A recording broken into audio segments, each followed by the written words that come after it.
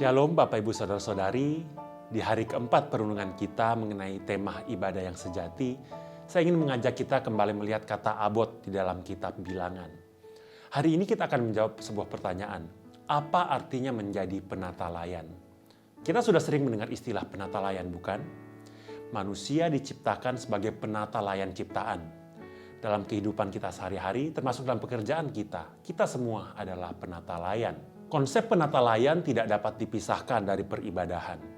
Bilangan 3 ayat 7 mengatakan, mereka harus mengerjakan tugas-tugas bagi Harun dan bagi segenap umat Israel di depan kemah pertemuan, dan dengan demikian melakukan pekerjaan jabatannya pada kemah suci.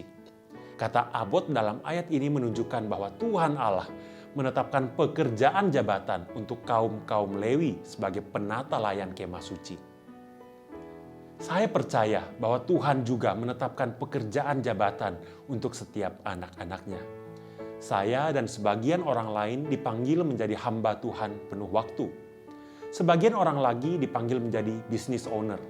Sebagian orang lagi dipanggil untuk mengerjakan hal-hal yang lain. Setiap orang perlu mencari kehendak Tuhan dalam hidupnya berdasarkan bakat dan minat yang Tuhan berikan kepadanya. Untuk menjadi penata layan, kita perlu pertama-tama menggali potensi kita dan menemukan di bidang mana kita akan melayani. Selanjutnya Bilangan 16 ayat 9 mengatakan, belum cukupkah bagimu bahwa kamu dipisahkan oleh Allah Israel dari umat Israel dan diperbolehkan mendekat kepadanya supaya kamu melakukan pekerjaan pada kemah suci Tuhan dan bertugas bagi umat itu untuk melayani mereka. Ini adalah perkataan Musa kepada orang-orang Lewi ketika mereka ikut dalam pemberontakan Korah. Dari kalimat ini kita bisa melihat bahwa orang Lewi memiliki 2 tanggung jawab, yaitu melakukan pekerjaan pada kemah suci dan melayani umat. Seorang penata layan patut melihat pekerjaannya sebagai pekerjaan pada kemah suci. Jika bekerja adalah ibadah, maka marketplace adalah bait Allah tempat kita melayani. Tidak sedikit anak-anak Tuhan lupa bahwa ladang pekerjaannya adalah bait Allah di mana ia harus melayani Tuhan. Ketika kita berpikir bahwa pekerjaan kita hanyalah tempat mencari uang, segala sesuatu yang buruk akan muncul.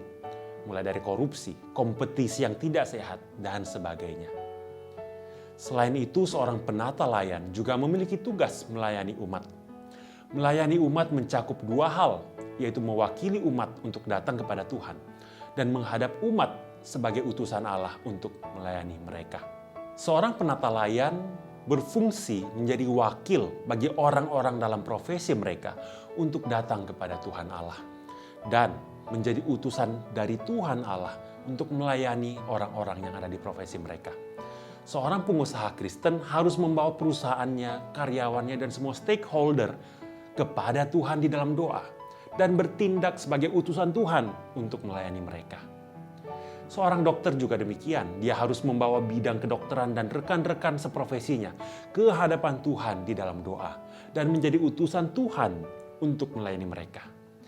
Semoga melalui perenungan hari ini kita semua kembali diingatkan bahwa kita semua adalah penata layan dimanapun Tuhan menempatkan kita. Mari kita menjadi penata layan yang selalu mengingat bahwa jabatan kita datang dari Tuhan. Dan marketplace kita adalah tempat kita melayani. Dan orang-orang yang kita jumpai adalah tanggung jawab kita untuk kita layani. Tuhan memberkati kita semua.